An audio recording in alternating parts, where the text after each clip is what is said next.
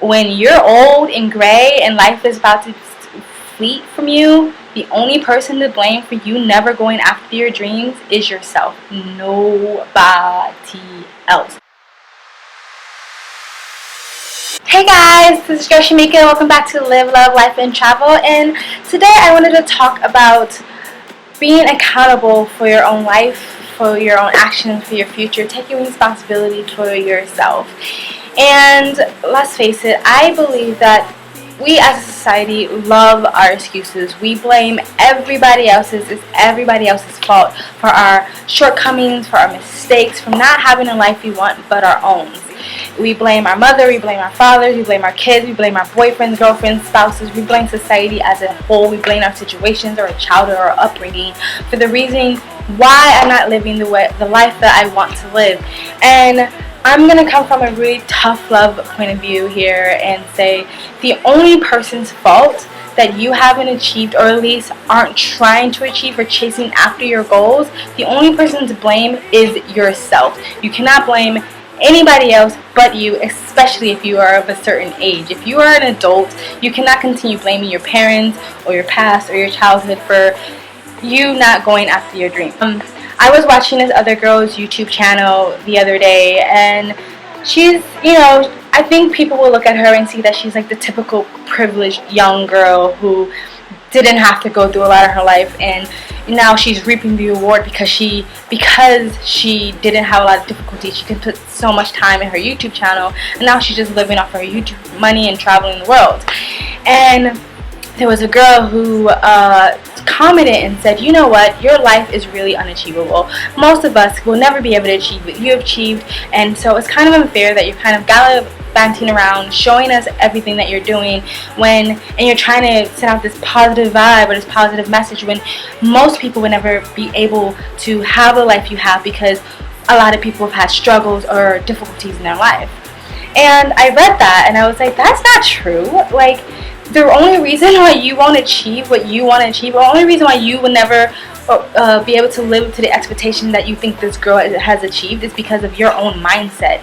There's like a psychological term, cognitive thinking. You have to change the way you are thinking. If you truly believe because of my upbringing I would never be able to achieve what she's achieved, then that is going to be a reality. You would never actually ever fight for that because you already said to yourself that I would never be able to have what she has.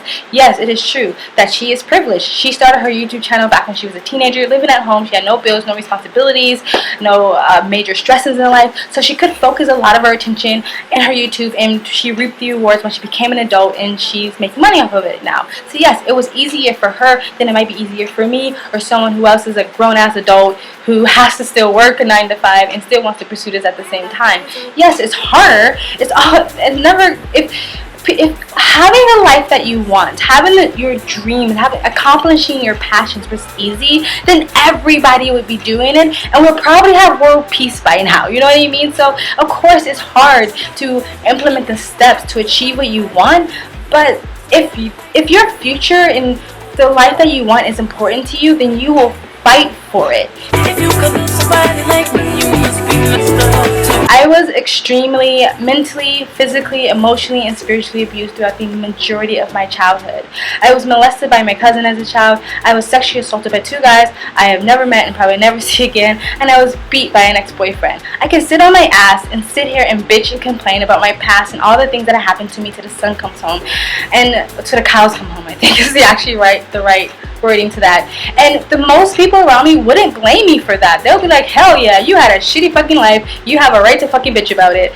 And I'm not saying we don't have a right. You can be human and bitch and complain and vent and stuff like that, but once all that venting is over, once you've dried your tears, you have to move on. You have to make the decision to take back control of your life.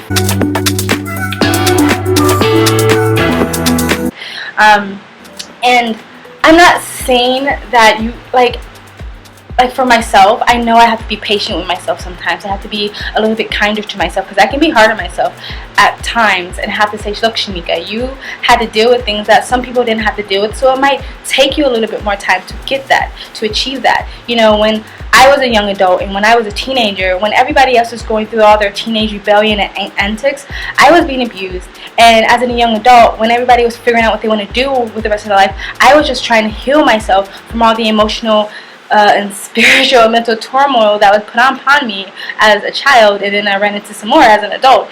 So yeah, it took me a little bit of time. I fall, I make mistakes, I fail, but guess what? I'm gonna get up and I'm gonna keep on going, because I know the only person who's gonna fight for the life I want is me. That's the only person that's gonna do that. And you know, that's why when I was going through my depression, I was like, okay, I can't sit here and blame my whole life on depression. It's my responsibility. I need to take accountability for my mental health, and I need to figure out what I need to do to get over this depression so I can move on with my life. At the end of the day, when you're on your deathbed and you're taking your last breath, can you really live with that regret, knowing that you never really took a chance and you never really went after your life? Can you sit there and be like, well, it was my mama's and my daddy's and my children's and my husband's and my kids' fault, and it was society's fault, and blah blah blah? Even as like a minority, I know a lot of minorities blame society because they feel like they're unable to achieve a certain level because of discrimination and prejudice and stuff like that, or any other minority groups besides black, like maybe the LGBT community. And so yes, it's true that there are unfair things in life, but you can't use that as an excuse either. When I was a background actor back in LA, when I was doing my acting thing, and I would get jobs that were supposed to be shot in really luxurious scenes. Like it was a scene, like if I did like a show on the OC. Remember that old show, the OC? And it was supposed to be like this luxurious Beverly Hills restaurant, you know? And so they were cherry picking black people, but only using mostly white people. And yes, it was unfair, because it's like, it was really obvious that they were basically saying like, black people don't go to nice restaurants and they don't hang out in Beverly Hills, so we're gonna use mostly white people and just cherry pick the black people we need. And it was a sense of a lot of tension backstage, and a lot of the black background actors were really pissed off and really mad and really upset. And yes, it's unfair, and at some point this needs to change, and somebody needs to go change the way society thinks. But at this moment, I'm not going to sit here and bitch and complain. I was like, I'm going to show up and work on time. I'm going to be the best person I can be. I'm going to be super polite. I'm going to get to know all the AD's names. I'm going to let them see me. I'm going to be, you know what I mean? Like, so I just tried harder, and instead of allowing that to defeat me, instead of allowing that to be my excuse, I just worked harder. Is that fair that I have to work harder than a white girl next to me? No, it's not fair, but that's my existence right now. That's reality right now. And instead of using that as an excuse to be like, oh well, I'm just not going to try anymore, they're not going to let me be in that scene anymore, so I'm just going to fuck off, it doesn't matter. No, I just tried harder and I got in a scene. And not only have I gotten a scene, they called me back more days, I got overtime, and I got paid. So I just worked harder. If you are facing an obstacle where you're being overlooked because of the color of your skin or your sexuality or your religion or whatever, you have to just work harder. You have to be more talented than a person next to you who has it easier. You have to be so talented where they can't even ignore your talent anymore, and they pick you anyway. And if that doesn't work, then you find another solution, but you don't sit back and then allow that to be your excuse. You just keep fighting for it.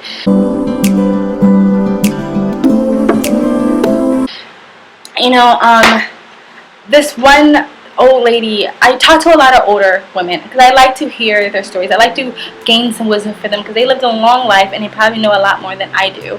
And so this one older woman that I talked to, and what she said stuck out to me, and this was years ago, and I still remember it like it was yesterday.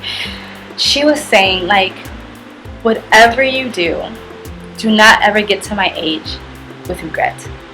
And she said that the feeling of regret at that age, because she said, I'm in my late 80s. I know I'm going to probably go soon. And I know there's nothing I can do about all this regret. I can't go back and change time. Time is the most precious thing we have, and a lot of people waste it. And She says, whatever you do, don't get to this age with regret. Because she's like, it's more painful than losing my husband. It's more painful than losing my friends. You know, it's like, because you can't change it. You have to just die knowing that regret you feel is because you just didn't take a chance. That you didn't try hard enough. That you gave up. That you just laid down and let life take over. And I don't ever want to get to that point in my life. I don't ever want to have regret. I always want to go for it. And I don't want to use things as an excuse. Am I perfect? No. I still have to re-implement these things into my life on a daily basis. You know, like when I'm having issues with my computer and I fuck off and I don't do any work for that day because my computer is messing up, I just use that as an excuse. I could have easily gone to an internet cafe and I could have done some work there. So I still have to work these things into my life. It's not going to be easy, and especially depending on the circumstances that you're in at the moment. It's not easy, but if it's important to you, you will fight for the life that you want. You will start today, and you'll start to take the steps that you need to take to get out of whatever situation you're not happy with. If you're not happy with the situation that you're in, because you can be perfectly fine and happy where you are, but if you're not, today you go, what are the steps I need to take to get myself out of this situation? Do your research, learn, educate yourself, and figure it out. Because at the end of the day, once again, when you're old and gray and life is about to fleet from you, the only person to blame for you never going after your dreams is yourself. Nobody else. Just you. Unless you are severely mentally or physically handicapped, there is nobody else to blame but you. And like I said, if you've had a really bad childhood, if you've had something traumatic happen to you, it's okay to be kind to yourself and patient with yourself. And I ask others to be patient with me too, because sometimes it just takes a little bit longer for me. But still no excuse to keep yourself from going after the life that you want and stop pursuing your dreams. I'm not saying not to be happy with what you have today, because you can't expect more if you're not grateful for the blessing that you have now, but doesn't mean you have to stop striving for more. I truly believe that this life is meant to be enjoyed.